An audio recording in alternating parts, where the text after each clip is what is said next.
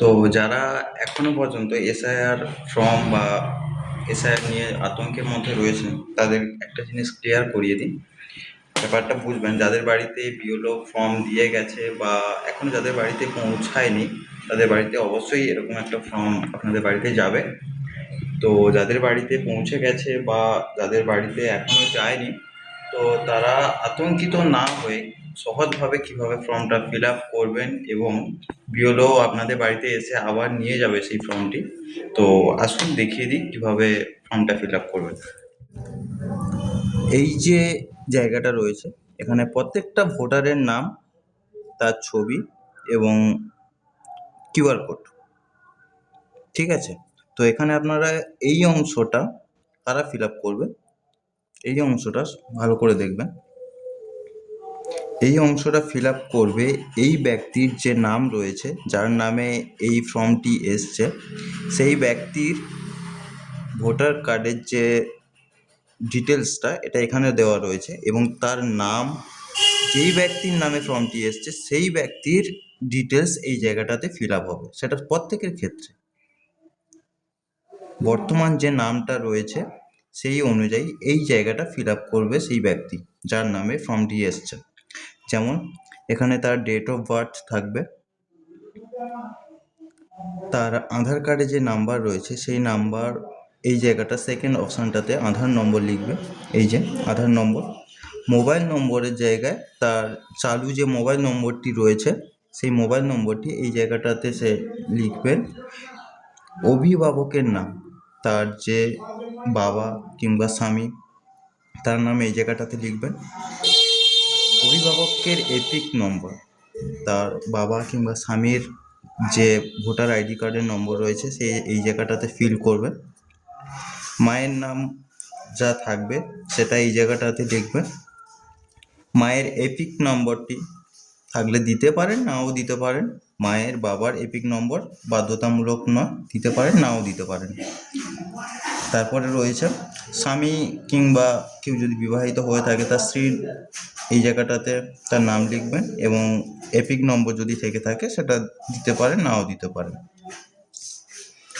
তারপরে মেন যে ফর্মটাতে এবারে আসছে, এই দুটো জায়গা খুবই ইম্পর্টেন্ট, ভালো করে মার্ক করবেন। এই দুটো জায়গা, এই একটা জায়গা এবং এই একটা জায়গা, এটা খুবই ইম্পর্ট্যান্ট একটা, যে আপনি এই জায়গাটাতে ফিল আপ করবেন নাকি এই জায়গাটা ফিল আপ করবেন, বাম দিকেরটা ফিল আপ করবেন নাকি ডান দিকেরটা ফিল আপ করবেন, ভালো করে বুঝে নিন। 2002 সালে আপনি যদি ভোটার হয়ে থাকেন 2002 সালে, তাহলে অবশ্যই করে আপনি এই জায়গাটা ফিল আপ করবেন। এই জায়গাটা 2002 সালে যদি আপনি ভোটার হয়ে থাকেন তাহলে অবশ্যই আপনি বাম দিকে যে ফর্মটা রয়েছে সেই জায়গাটাতে আপনি ফিল আপ করবেন। আপনার 2002 সালে ভোটার কার্ডে যে নাম ছিল সেই নাম অনুযায়ী ফিল আপ করবেন। ধরুন আপনার নাম রাম ছিল, আপনি সেটা বর্তমান চেঞ্জ করিয়েছেন, 2025 সালে আপনার নাম হয়তো হরি হয়েছে।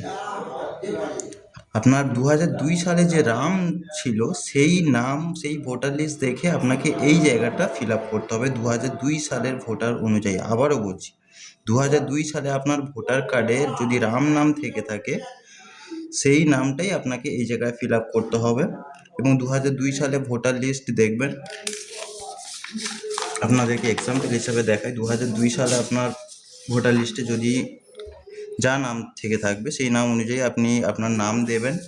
এবং দ্বিতীয় আপনি কি করবেন, আপনার এই জায়গাটাতে রাম নামটা দিলেন এবং আপনার এপিক নম্বর যেটা রয়েছে একেবারে শেষে ডান দিকে এপিক নম্বর, তো আপনি সেই এপিক নম্বরটা এখানে দেবেন। আত্মীয়ের নাম, মানে আপনি যদি মহিলা হয়ে থাকেন আপনার বাবার নাম কিংবা স্বামীর নাম যা থাকবে, আত্মীয়ের নাম দেবেন এবং তার সঙ্গে সম্পর্ক কি, স্বামী মানে যদি বিবাহিত হয়ে থাকেন তাহলে স্ত্রীর ক্ষেত্রে স্বামী, বাবার ক্ষেত্রে মানে পুরুষের ক্ষেত্রে হলে তার পিতার নাম হবে, মানে বাবার নাম।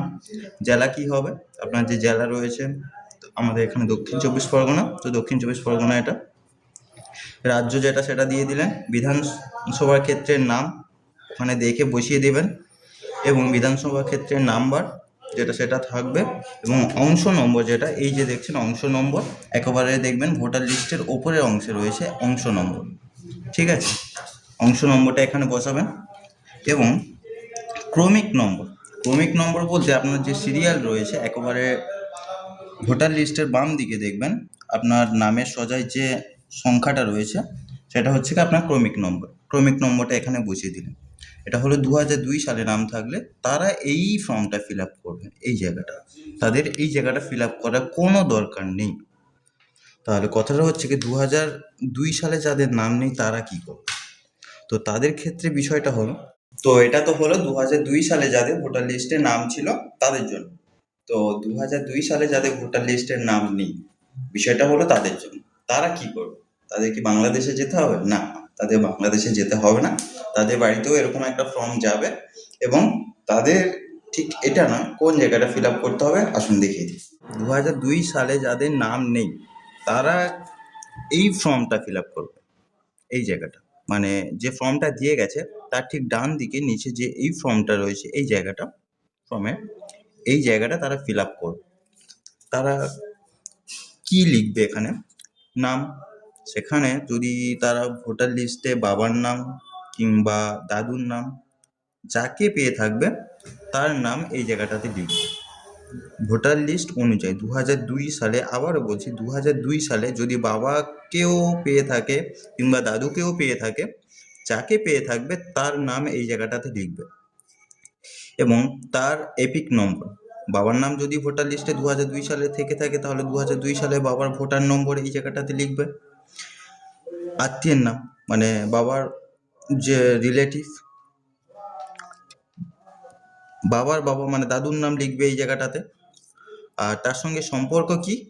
ফাদার্স মানে যার নাম এখানে দিচ্ছ তার সঙ্গে তোমার সম্পর্ক এটা কি? পিতা মানে বাবার, তাহলে এখানে কি ফাদার্স। জেলা দক্ষিণ 24 পরগনা যেটা আপনার থাকবে তো সেটা লিখবেন। বিধানসভা ক্ষেত্রের নাম দেবেন, বিধানসভা ক্ষেত্রের নাম্বার আছে দেবেন। এবং এখানে অংশ নম্বর যেমন আছে ওই 184 মানে আপনার যেটা থাকবে সেই অনুযায়ী আপনার এই যে ভোটার লিস্টটা দেখবেন 2002 সালে অংশ নম্বর কি রয়েছে সেই অনুযায়ী এখানে অংশ নম্বরটাও বসিয়ে দেবে। এবং ক্রমিক নম্বর সেম, তাহলে বাবার নাম যেখানে খুঁজে পাবে সেখানে সেই অনুযায়ী বাম দিকে থাকবে একেবারে ক্রমিক নম্বর, নামের বাম দিকে ক্রমিক নম্বর থাকবে, সেই অনুযায়ী এখানে ক্রমিক নম্বরটাও বসিয়ে দেবে। তাহলে এরকম দুটো ফর্ম বিএলও আপনার বাড়িতে দিয়ে যাবে। তো এরকম ফর্ম বিএলও আপনাদের বাড়িতে ঠিক দুটো করে দিয়ে আসবে, যেভাবে দেখিয়ে দিলাম সেইভাবে দুটো ফর্ম খুব সাবধানে, কোনো চিন্তা করার কোনো দরকার নেই, যেভাবে বললাম সেইভাবে পূরণ করে রাখুন। একটা ফর্ম বিএলও আসবেন আপনার বাড়িতে, একটা নিয়ে যাবেন ওনারা, একটা আপনার কাছে থাকবে, ঠিক আছে? আর ফটোর ব্যাপার যেটা রয়েছে সেটা মানুষের মধ্যে অনেক কনফিউশন আছে যে ফটো কিভাবে মারাবে বা কীরকম ফটো আসবে। তো বিষয়টা হলো ফটো পাসপোর্ট সাইজের থেকে একটু ছোট, আর পেছনে ব্যাকগ্রাউন্ডটা ঠিক হোয়াইট লাগবে মানে সাদা। ছোট ফটো পাসপোর্ট সাইজের থেকে একটু ছোট এবং ব্যাকগ্রাউন্ডে সাদা দুটো ফটো লাগবে, যেটা আপনি দুটো ফর্মের মধ্যে মারাবেন। যে কোনো জেরক্স সেন্টারে বা যেখানে হোক স্টুডিওতে গিয়ে 2 কপি কালার পাসপোর্ট ফটো নিয়ে আসবেন, দিয়ে ওই দুটো ফর্মের মধ্যে মারিয়ে রাখবেন। বিওলো একটা নিয়ে যাবে এবং একটা আপনার কাছে থাকবে। বাস, নমস্কার।